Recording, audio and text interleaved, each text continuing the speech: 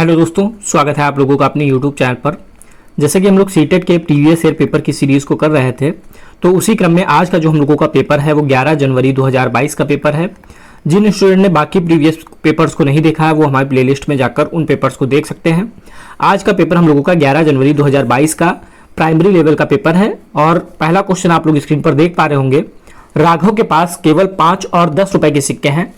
तो 5 रुपए के सिक्के हैं और 10 रुपए के सिक्के हैं। यदि उसके पास सिक्कों की कुल संख्या 30 है, तो हम लोग यहां पर अगर मान ले 5 रुपए के सिक्के अगर हम लोग x मान ले, तो 10 रुपए के सिक्के कितने हो जाएंगे। टोटल हमारे अगर सिक्के 30 हैं और उसमें से x जो है 5 रुपए के सिक्के हैं, तो बचे हुए कितने सिक्के हमारे 30 माइनस x हमारे पास 5 रुपए के सिक्के हैं, तो 10 रुपए के सिक्के कितने हो जाएंगे हमारे पास 30 माइनस x हो जाएंगे, क्योंकि टोटल सिक्कों की संख्या हमको क्वेश्चन में दे रखी है कि 30 है। अब कह रहा है कि उसके पास टोटल जो धनराशि है वो 195 की है। अगर यहां से आप धनराशि निकालेंगे तो 5 रुपए के अगर x सिक्के हैं तो कितने रुपए हो जाएंगे उसके पास, टोटल 5x रुपए हो जाएंगे। 10 रुपए के अगर 30 माइनस x रुपए सिक्के हैं तो कितने रुपए हो जाएंगे, 30 माइनस x इंटू 10 मल्टीप्लाई कर देंगे तो आ जाएगा 300 माइनस 10x। तो यहां से हमें 5 रुपए के टोटल जो रुपए थे 5x रुपए हो गए और ये जो धनराशि मिली वो 300 माइनस 10x की मिली।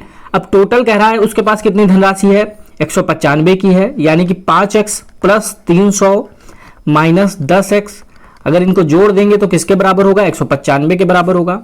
अब इसको सॉल्व कर लेंगे तो 300 ऐसे ही रहेगा, 10 में से 5 चला जाएगा, माइनस 5x हो जाएगा और ये 195। अब 195 का इधर पक्षांतर कर देंगे और 5x का इधर कर देंगे। इधर 195 प्लस में है तो इधर आएगा तो माइनस में हो जाएगा, इधर माइनस में है तो इधर आएगा तो प्लस में हो जाएगा। अब माइनस करेंगे 300 में से 195 तो बचेगा 105 बराबर 5x। तो x बराबर हो जाएगा 105 बटे 5, यानी कि 5 दूनी 10, 5 एकम 5। तो x जो है 21x की वैल्यू आ गई, यानी कि जो 5 रुपए के सिक्के हम लोगों ने x माने थे तो 5 रुपए के सिक्कों की वैल्यू हो गई 21। टोटल हमारे पास थे 30, तो अगर 5 रुपए के 21 सिक्के हैं तो कितने बचे, 30 माइनस 21, तो हमारा आंसर हो गया 9। तो 5 रुपए के सिक्कों की संख्या 21 और 10 रुपए के सिक्कों की संख्या हो जाएगी 9। हमारा इस क्वेश्चन का जो आंसर हो जाएगा ऑप्शन नंबर बी सही हो जाएगा, 21 और 9। सबसे पहले हम लोगों ने इसमें 5 रुपए के सिक्के मान लिए x थे, तो टोटल हमको सिक्के दिए थे 30, तो 10 रुपए के सिक्के हो गए 30 माइनस x, क्योंकि अगर 5 रुपए के x है टोटल हमारे पास 30 है तो बचे हमारे पास कितने, 30 माइनस x। फिर हमने रुपए निकाल लिए, अगर 5 रुपए के x सिक्के हैं तो टोटल रुपए कितने हो जाएंगे 5x, क्योंकि जैसे अगर 5 रुपए के 2 सिक्के हैं तो टोटल रुपए कितने हो जाते हैं, मल्टीप्लाई कर देते 10 रुपए। तो उसी तरीके से 5 रुपए के x सिक्के हैं तो मल्टीप्लाई कर दिया 5x हो गया। 10 रुपए के 30 माइनस x सिक्के हैं, मल्टीप्लाई कर दिया तो 300 माइनस 10x रुपए हो गए। अब दोनों की टोटल वैल्यू हमको क्वेश्चन में 195 दी है, तो दोनों को हमने ऐड कर दिया और 195 के इक्वल कर दिया। सॉल्व कर लिया तो x की वैल्यू 21 आ गई। तो 5 रुपए के सिक्कों की जो संख्या है वो 21 हो गई। टोटल हमारे सिक्के थे 30, उसमें से 21 अगर 5 रुपए के हैं तो बचे कितने, 9 सिक्के बचे, जो कि होंगे हमारे 10 रुपए के। तो इस क्वेश्चन का हमारा जो राइट आंसर हो गया ऑप्शन नंबर सेकंड। नेक्स्ट है, उस आयत का क्षेत्रफल ज्ञात करिए जिसकी लंबाई 122 सेंटीमीटर और चौड़ाई 55 सेंटीमीटर है। तो आयत का क्षेत्रफल का जो फॉर्मूला होता है वो लंबाई गुणे चौड़ाई होता है। आयत का क्षेत्रफल लंबाई गुणे चौड़ाई होता है, तो यहां पे लंबाई हमको सीधे सीधे दी गई है 122, चौड़ाई भी हमको सीधे सीधे दी गई है 55।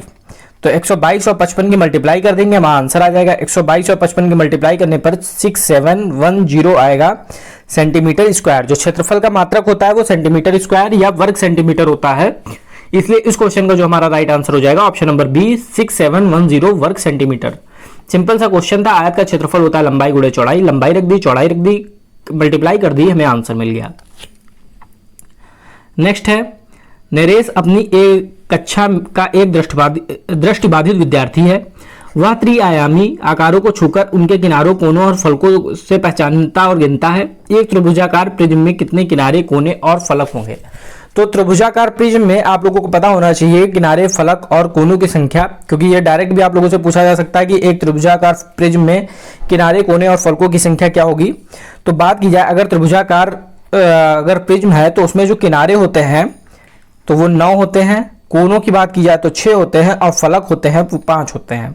तो ये जो आंसर हो जाएगा ऑप्शन नंबर बी इसका भी सही हो जाएगा 9, 6 एंड 5। किनारों की संख्या 9, कोनों की संख्या 6 और फलकों की संख्या 5। इसको आप लोग डायरेक्टली याद रख सकते हैं। तो इस क्वेश्चन का जो आंसर हो जाएगा ऑप्शन नंबर 2।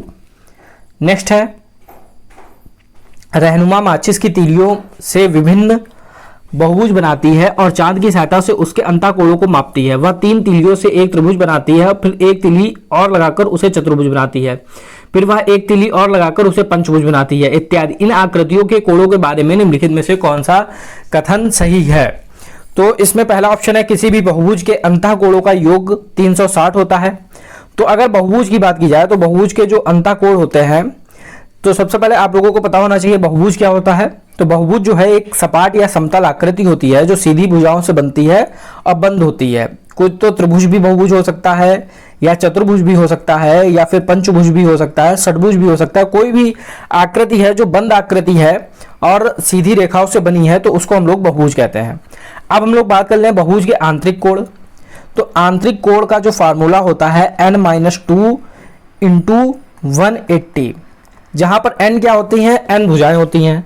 तो अब सबसे पहले अगर हम लोग बात करें, यहाँ पर पहला जो है इसको छोड़ देते हैं। सेकंड जो है, किसी चतुर्भुज के अंतःकोणों का योग त्रिभुज के अंतःकोणों के योग का 3 गुना होती है। या थर्ड ऑप्शन है, जब भुजाओं की संख्या बढ़ती है तो बहुभुज के अंतःकोणों को माप बढ़ता है। फोर्थ है, यानी कि जो हम लोगों को यहाँ पे बता रहा है तो बहुभुज के अंतःकोणों से संबंधित बता रहा है। तो सबसे पहले अगर हम यहाँ पर हमारा जो फार्मूला होता है n-2 × 180 होता है, तो त्रिभुज के लिए बात करें तो त्रिभुज में कितनी भुजाएं होती हैं? 3 होती हैं। 3-2 × 180। अगर त्रिभुज के लिए बात करें तो त्रिभुज में अंतःकोणों का जो योगफल आएगा वो 180 आएगा।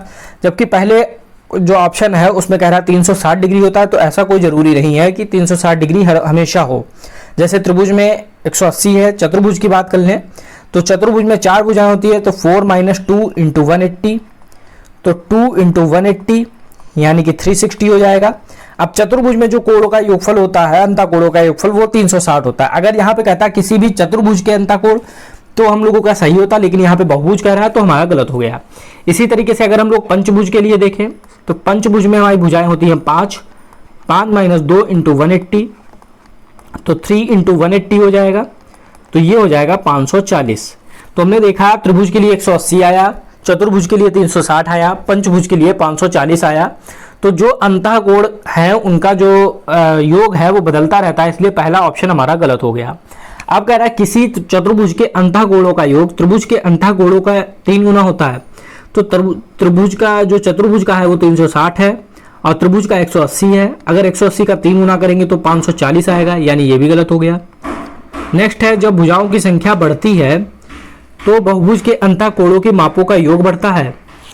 तो जब भुजाओं की संख्या बढ़ती है तो बहुभुज के अंतःकोणों के मापों का योग बढ़ता है। बिल्कुल सही बात है, क्योंकि पहले भुजाएं 3 थी तब कोण 180 था, फिर भुजाएं 4 हुई तब टोटल 360 हुआ, फिर भुजाएं 5 हुई तब टोटल 540 हुआ। यानी जिस तरीके से भुजाएं बढ़ती जा रही हैं उसी तरीके से जो हमारा आंतरिक कोणों का योगफल है वो भी बढ़ता जा रहा है। यानी कि इस क्वेश्चन का जो राइट आंसर हो जाएगा ऑप्शन नंबर 3 हो जाएगा।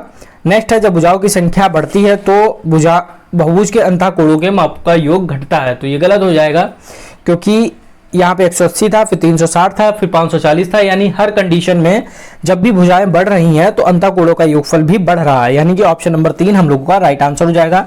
इसमें केवल आप लोगों को ये फार्मूला याद रखना था, n-2 × 180। फिर हमने त्रिभुज के लिए, त्रिभुज में 3 भुजाएं होती है, चतुर्भुज में 4 भुजाएं होती है, पंचभुज में 5 भुजाएं होती हैं। ऐसे ही आप षटभुज का देख सकते हो, उसमें 6 भुजाएं रख के देख सकते हैं, तो 6 - 3 हो जाएगा, तो 6 - 2 हो जाएगा। इसी तरीके से आप लोग अपना आगे कैलकुलेट कर सकते हैं। तो जब भी भुजाएं की संख्या बढ़ेगी तो अंतःकोणों का योगफल भी बढ़ेगा। नेक्स्ट है, मैं 100 के आधे से अधिक हूं, तो 100 का आधा क्या होता है? आधा करेंगे तो 50 आता है, यानी 50 से बड़ी संख्या है। तो हमारे सारे ऑप्शन में 50 से बड़ी संख्या है। मैं 5 दहाई से अधिक और 6 दहाई से कम हूं, इसको अभी छोड़ देते हैं। नेक्स्ट है, मेरा इकाई का अंक दहाई के अंक से 3 कम है। तो दहाई का अंक कौन सा होता है? ये वाला होता है। अब जो इकाई का अंक है वो दहाई के अंक से 3 कम है। अगर हर जगह दहाई का जो अंक है वो 5 है और इकाई का अंक जो है 3 कम है, यानी 3 कम करेंगे तो 2 आएगा, इकाई का अंक 2 हो जाएगा, दहाई का अंक 5, यानी 52 हमारा राइट आंसर हो जाएगा।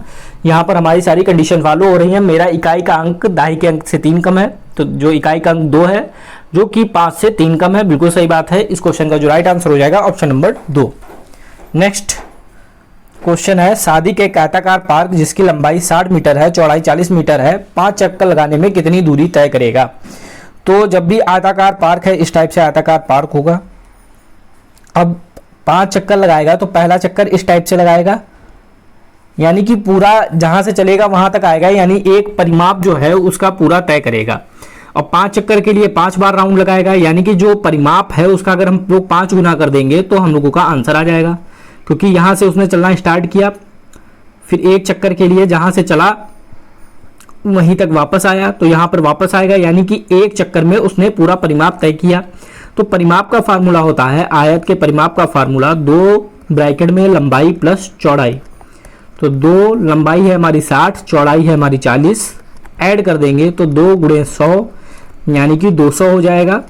तो अब हमें एक चक्कर में पता चल गया, क्योंकि एक चक्कर लगाया तो पूरा एक परिमाप हो गया।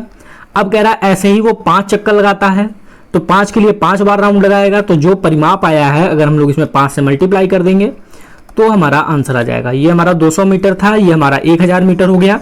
आंसर हमारा किलोमीटर में है, तो 1 किलोमीटर में 1000 मीटर होते हैं, हम सभी को पता है। तो 1000 मीटर कह लें या 1 किलोमीटर कह लें, बात एक ही है। ऑप्शन नंबर 2 इस क्वेश्चन का राइट आंसर हो जाएगा। तो जब भी ऐसा क्वेश्चन मिले तो हमने यहाँ पे देखा कि यहाँ से अगर चलेगा और यहीं पर वापस आएगा, यानी परिमाप उसका हो जाएगा आयत का। आयत के परिमाप का फार्मूला होता है 2 ब्रैकेट में लंबाई प्लस चौड़ाई। लंबाई में 60 पता थी, चौड़ाई 40 पता थी, दोनों को रख दिया, 200 मीटर हमारा परिमाप आ गया। जब परिमाप 200 मीटर हो गया तो ऐसे ही वो 5 चक्कर लगा रहा है, यानी 5 में ज़्यादा दूरी तय करेगा। तो 200 मल्टीप्लाइड बाई 5 तो 1000 मीटर आ गया। अब हम लोग 1000 मीटर कह लें या 1 किलोमीटर कह लें, एक ही बात है। तो इस क्वेश्चन का जो राइट आंसर हो जाएगा ऑप्शन नंबर 2। नेक्स्ट है, रानी का स्कूल उसके घर से 6 किलोमीटर 375 मीटर की दूरी पर है। 6 किलोमीटर और 375 मीटर। फिर वह 1 किलोमीटर 95 मीटर, 1 किलोमीटर और 95 मीटर की पैदल और बाकी का रास्ता बस से तय करती है। वह बस से कितनी दूरी तय करती है। टोटल जो दूरी है वो 6 किलोमीटर 375 मीटर है, उसमें से 1 किलोमीटर 95 मीटर पैदल जाती है, फिर बाकी बस से जाती है। तो अगर वो 1 किलोमीटर 95 मीटर चल चुकी है तो बचा कितना उसके पास, तो अगर हम लोग माइनस कर देंगे तो हम लोगों को पता चल जाएगा कितना वो बस से तय करती है। तो माइनस करने में 5 में से 5 जाएगा 0, 17 में से 9 जाएगा तो 8 आ जाएगा, और इधर 2 बच जाएगा तो ये 280 मीटर हो गया, और इधर 6 में से 1 जाएगा तो 5 आ जाएगा। तो 5 किलोमीटर 280 मीटर आंसर हो जाएगा ऑप्शन नंबर 2। तो उसके द्वारा जो बस से तय की गई दूरी है वो 5 किलोमीटर 280 मीटर है। टोटल में दूरी दी हुई थी, उसमें से पैदल चलने वाली दूरी दी थी, तो बस से पूछी गई थी, तो टोटल में से अगर पैदल घटा देंगे तो बस वाली दूरी आ जाएगी। सिंपली 5 में से 5 चला गया, 17 में से 9 गया, 8 बचा, 2 का 2 आ गया, 6 में से 1 गया, तो 5 किलोमीटर 280 मीटर हमारा आंसर हो गया। नेक्स्ट है, यदि एक वर्ग की भुजा को आधा कर दिया जाए तो इस प्रकार प्राप्त वर्ग का परिमाप और क्षेत्रफल हो जाएगा। तो एक वर्ग की भुजा, जैसे कि अब इसको सॉल्व करने के लिए हम लोग क्या करते हैं, अगर हम लोग मान ले कि वर्ग की भुजा हमारी जो है यहाँ पे हम लोग मान लेते हैं 8 थी, या कुछ भी आप लोग मान सकते हैं, 6 मान सकते हैं, 4 मान सकते हैं, 2 या 3, हमने यहाँ पे मान ली जो वर्ग की भुजा है हमारी वो 8 है। अब कह रहा वर्ग की भुजा को आधा कर दिया जाए, यानी वर्ग की भुजा 8 का आधा हो जाए, 8 का आधा 4 होता है। तो इस प्रकार वर्ग का परिमाप और क्षेत्रफल क्या होगा। तो पहले अगर भुजा उसकी 8 थी तो वर्ग का जो परिमाप होता है, वर्ग का परिमाप 4 × a होता है। तो पहले की भुजा क्या हो जाएगी, 4 × 8 थी भुजा, तो पहला परिमाप जो है वो 32 आ गया। अब नए की बात कर ली जाए, अब भुजा आधी कर दी जाती है, यानी 4 × अब भुजा कितनी हो जाती है 4, तो अब क्या परिमाप क्या हो जाएगा 16। अब क्षेत्रफल की बात कर लें तो वर्ग का जो क्षेत्रफल होता है वो भुजा स्क्वायर या a का स्क्वायर होता है। तो भुजा पहले कितनी थी 8, तो 8 का स्क्वायर कितना हो गया 64। अब क्षेत्रफल नए की बात कर ली जाए तो नई भुजा कितनी है 4, तो 4 का स्क्वायर कितना हो जाएगा 16। तो अब जो है कह रहा है कि इस प्रकार वर्ग का परिमाप जो है क्या हो जाएगा और क्षेत्रफल क्या हो जाएगा। तो पहले वर्ग का परिमाप 32 था, नया 16 हो गया, यानी 32 का आधा 16 हो गया, तो जो परिमाप है वो तो आधा हो जाएगा। फिर क्षेत्रफल की बात की जाए तो पहले क्षेत्रफल था 64, अब नया क्षेत्रफल हो गया 16, यानी 64 जो है आप लोग देख सकते हैं 16 नया हो गया, 64 पहले का था, 16 एकम 16, 16 चौको 64, यानी कि 1/4 या फिर 1/4 हो गया। ऑप्शन नंबर 2 इस क्वेश्चन का राइट आंसर हो जाएगा, आधा और 1/4। जो परिमाप है वो आधा हो जाएगा और जो क्षेत्रफल है वो 1/4 हो जाएगा।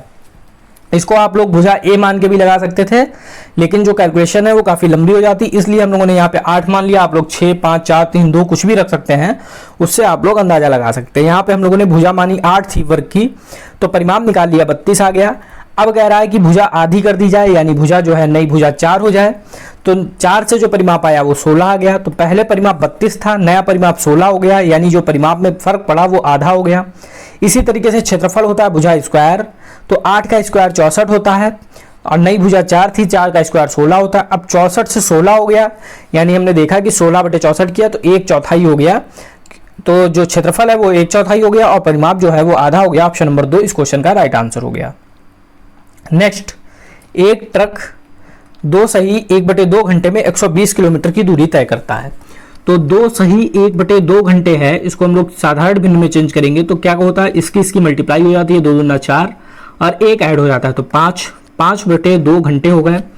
अब दूरी कितनी है, 120 किलोमीटर दूरी है। तो हम लोग चाल निकाल सकते हैं। चाल का फार्मूला होता है दूरी बटे समय।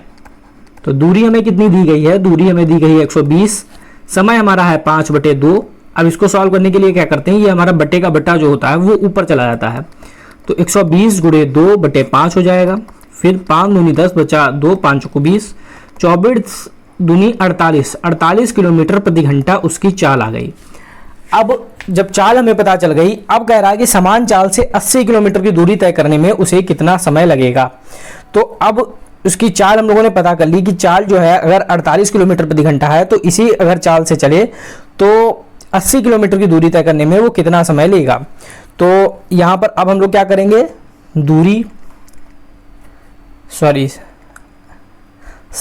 समय निकालना है हमसे। क्वेश्चन में समय पूछा गया है, तो समय बराबर होता है दूरी बटे चाल। तो दूरी हमें पता है कितनी तय करनी है, 80 किलोमीटर, और चाल हमारी कितनी है, 48 है। तो 80/48 हो गया। इसको हम लोग सॉल्व कर सकते हैं यहाँ पर। तो सॉल्व करेंगे तो यहाँ पे 8 से भाग दिया, 8 है 10 80, 8 छंग 48, फिर 2 से भाग दिया, 2 पंचे 10, 2 तिया 6, यानी 5/3 घंटे हम लोगों का आंसर आ गया। अब हम लोग इसको अगर और चेंज करना चाहें तो 3 से 5 को भाग देंगे, तो 3 एकम 3 बचा 2, तो ये आ जाएगा हम लोगों का यहाँ से 1 सही 2/3 घंटे।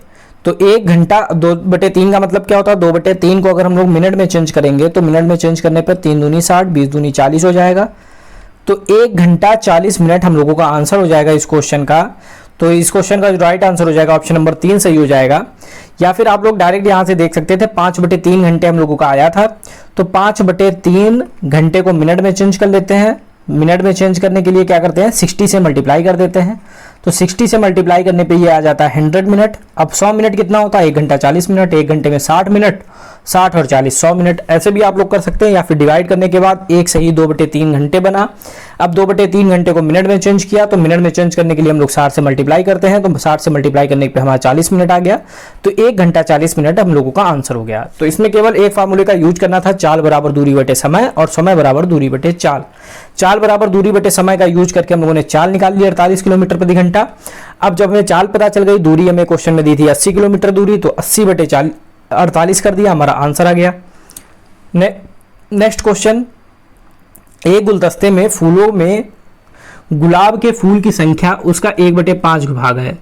तो गुलाब के फूलों की संख्या उसका 1/5, यानी टोटल अगर फूल x है, टोटल तो जो गुलाब है तो वो कितने हैं, x/5। लिली के फूलों की संख्या आधी है, तो लिली के जो फूल हैं वो टोटल अगर x है और आधी है तो x/2 हो गई। बचे हुए आर्किड है, शेष जो है आर्किड है, शेष जो है। यदि गुलाब के फूलों की संख्या 8 है तो गुलाब की कितनी थी, x/5, और क्वेश्चन में इसकी संख्या कितनी दे रखी है, 8, यानी दोनों बराबर होंगे। क्रॉस मल्टीप्लाई कर देंगे तो 8 × 5 हो जाएगा, तो x बराबर 40 हो जाएगा। तो x की वैल्यू हमें पता चल गई 40। टोटल जो फूल है वो 40 हो गए। गुलाब के 8 हम लोगों को क्वेश्चन में दिए हैं। लिली के हम लोग निकाल सकते हैं, x की वैल्यू जब 40 पता है तो 40/2 यानी 20, तो लिली के 20 हो गए। अब टोटल 40 है उसमें 8 हमारे गुलाब के हैं, 20 हमारे जो हैं वो लिली के हैं, यानी 28 फूल जो हैं गुलाब और लिली के हैं। अब टोटल 40 में 28 गुलाब और लिली के हैं, अगर हम लोग माइनस कर देंगे तो हम लोगों को जो ऑर्किड के फूल हैं वो हमें पता चल जाएंगे, माइनस करने पे 12 आएगा, यानी इस क्वेश्चन का जो राइट आंसर हो जाएगा ऑप्शन नंबर 2। तो इस क्वेश्चन में हमने सबसे पहले टोटल मान लिए x थे, गुलाब के 1/5 कह रहा है तो x/5 हो गए, लिली के आधे कह रहा है तो x/2 हो गए, आर्किड के शेष हैं तो हम लोगों ने आर्किड को ऐसे ही छोड़ दिया। अब क्वेश्चन में गुलाब के फूलों की संख्या 8 दे रखा था, यानी x/5 जो हम लोगों ने माना था ये 8 था, तो x की वैल्यू हम लोगों ने निकाल ली 40, तो टोटल फूल हमें पता चल गया 40, गुलाब के 8 हैं। अब लिली के x/2 थे, यानी 40/2 20 हो गए, तो ये हमें 20 पता चल गए। अब गुलाब और लिली के 20 + 8 28 हो गए, टोटल थे 40, उसमें से 28 गुलाब और लिली के थे, तो बच्चे कितने 12 फूल बचे, यानी कि जो आंसर हो जाएगा हमारा ऑप्शन नंबर 2 इस क्वेश्चन का राइट आंसर हो जाएगा। नेक्स्ट क्वेश्चन, भानु एक कबाड़ी वाला है जो नीचे दिए गए मूल्यों के अनुसार कबाड़ इकट्ठा करता है। अब इसमें क्या है, रद्दी कागज 12 रुपए किलो, अखबार 14 रुपए किलो, लोहा 27.50, पीतल 225, प्लास्टिक 38 रुपए किलो। यदि वह 5 किलो लोहा, तो हमने कहा था जब भी ऐसा क्वेश्चन हो तो जितनी चीज़ें हैं वो हम लोग नोट डाउन करते रहेंगे, जैसे लोहा 5 किलो, प्लास्टिक 10 किलो, फिर रद्दी कागज 50 किलो, जितनी चीज़ें वो बेच रहा है उसको हम लोग एक लाइन में नोट कर लेंगे जिससे हम लोगों को आसानी रहेगी। फिर अखबार 22 केजी, तो अखबार 22 केजी, फिर पीतल 2 केजी, इतनी चीज़ें वो इकट्ठा करता है। तो लोहा 5 केजी, अब लोहे का मूल्य कितना था 27.50, अब 1 किलो लोहा 27.50 का है, यानी 5 किलो लोहा, तो 27.50 से मल्टीप्लाई कर देंगे और 5 और 27.50 के मल्टीप्लाई करेंगे तो हमारा आ जाएगा 137.5 रुपये। फिर इसी तरीके से प्लास्टिक की बात की जाए तो प्लास्टिक थी 38 रुपये में और 10 किलो प्लास्टिक बेची, यानी 38 से मल्टीप्लाई कर देंगे तो आ जाएगा 380 रुपये। फिर रद्दी कागज की बात की जाए तो रद्दी कागज जो था 12 रुपये किलो था, उसने 50 किलो बेचा, यानी 12 पंचे 60, 600 रुपये हो गया। फिर इसी तरीके से अखबार की बात की जाए तो अखबार 14 रुपये में था, तो 22 किलो यानी 22 गुणे 14, 22 और 14 की मल्टीप्लाई करने पे 308 आता है।